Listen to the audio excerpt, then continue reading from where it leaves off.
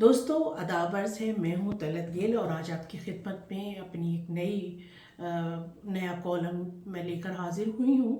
اور یہ کالم ایک بہت ہی اچھے ٹاپک پہ ہے اور میرا پسندیدہ ٹاپک بھی ہے۔ بڑی مشکل سے اس طرح کے ٹاپک ملتے ہیں، نہیں تو بڑے ہی میری جو کالم ہوتے جو مجھے خود بھی ڈپریشن کر دیتے ہیں۔ بہرحال اس کو شروع کرنے سے پہلے میں آپ سے گزارش کروں گی کہ میرا channel Power Voice of London ضرور سبسکرائب کریں اور اس پہ جو بیل کا آئیکن بنا ہے اس کو ضرور پریس کریں تاکہ آپ کو میری ہر آنے والی ویڈیو ٹائم پر موصول ہو سکے۔ یہ اس کا عنوان ہے کہ بااثر پاکستانی خواتین، پاکستان اور خاص کر پاکستانی خواتین کے حوالے سے اگر کوئی مثبت یا اچھی خبر بین الاقوامی میڈیا پر نظر آتی ہے تو میرے دل کو بہت خوشی، اطمینان اور ایک امید کا احساس ہوتا ہے، کیونکہ 99% پاکستانی خواتین کی خبریں صرف خواتین اور لڑکیوں پر تشدد، جنسی زیادتیوں، تیزاب کے حملوں، کم عمری میں شادی، جبری شادی، تعلیم سے محرومی، گھریلو تشدد، جنسی ہراسگی یا نام نہاد غیرت کے نام پر قتل پر مشتمل ہوتی ہیں۔ کیونکہ شاذ و نادر ہی کوئی اچھی خبر ہم کو سننے کو ملتی ہے۔ حال ہی میں برطانوی نشریاتی ادارے BBC کی جانب سے 100 بااثر خواتین کی فہرست جاری کی گئی، جس میں پاکستان سے تعلق رکھنے والی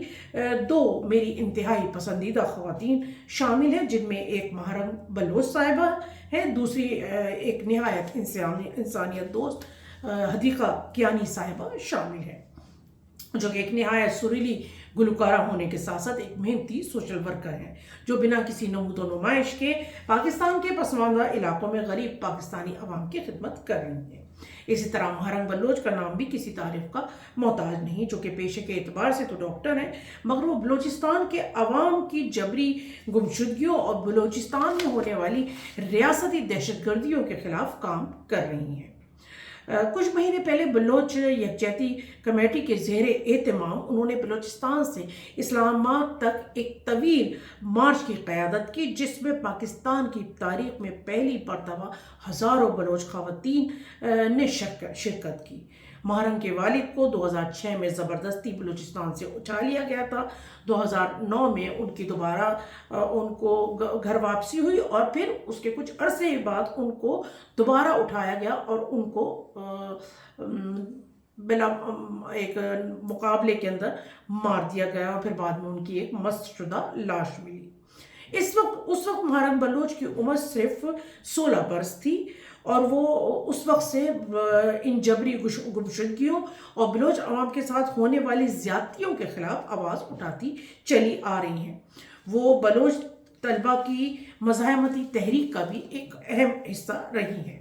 گو کہ ریاستی سطح پر انہیں ہمیشہ مشکل حالات کا سامنا کرنا پڑتا ہے، ان پر غیر ملکی ایجنٹ ہونے کے الزامات عائد کیے جاتے رہے ہیں اور ان کی جدوجہد کو غیر ملکی ایجنڈا قرار دیا جاتا رہا ہے،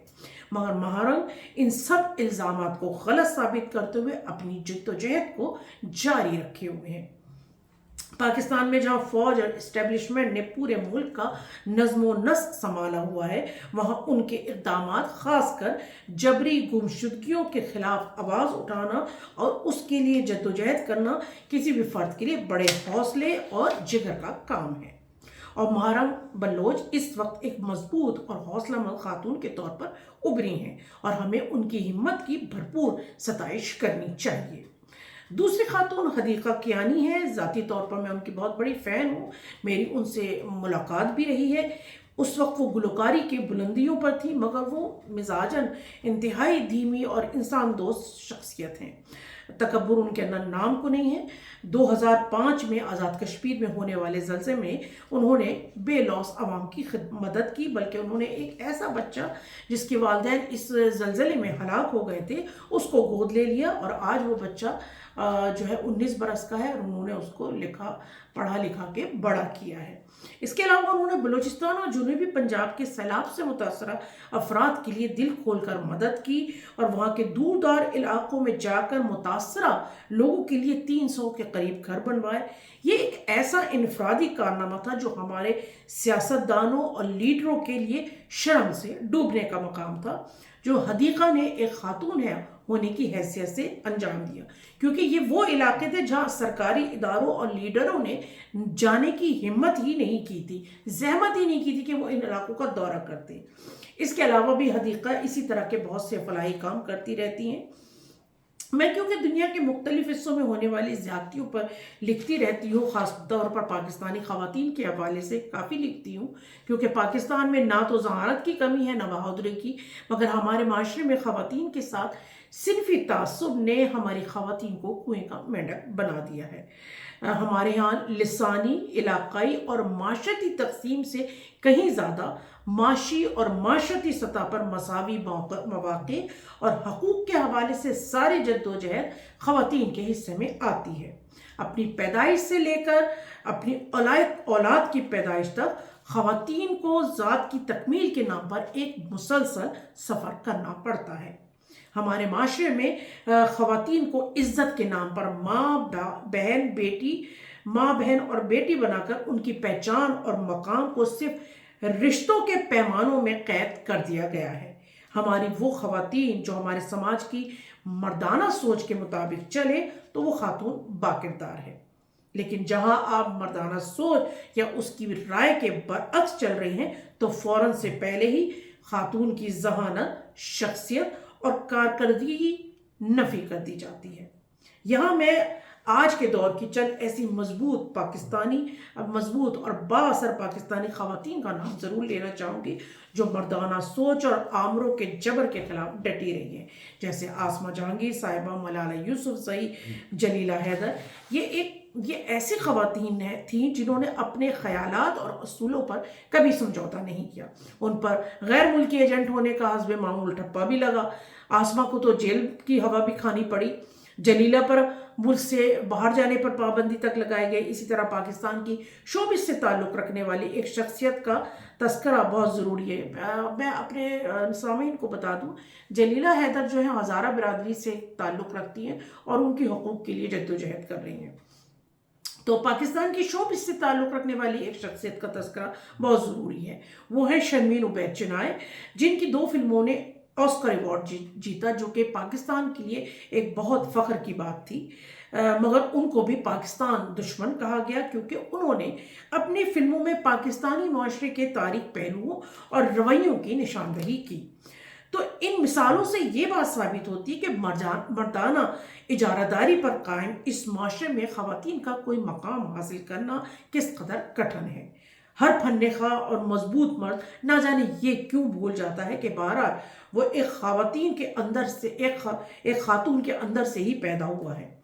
مگر پدرسری معاشرہ ہمیشہ مرد کو مضبوط اور خواتین کو کمزور ثابت کرنے پر تلا ہے۔ حالانکہ کمزور اور نازک میں بڑا فرق ہے، کیونکہ ایک خاتون نازک ضرور ہو سکتی ہے، کمزور ہرگز نہیں، اسی لیے وہ ارتقاء کے عمل کا اتنا اہم ستون ہے۔ ہم اگر تمام مذاہب اور تاریخی حوالوں کا مطالعہ کریں تو خواتین کو برائیوں کی جڑ قرار دیا جاتا ہے،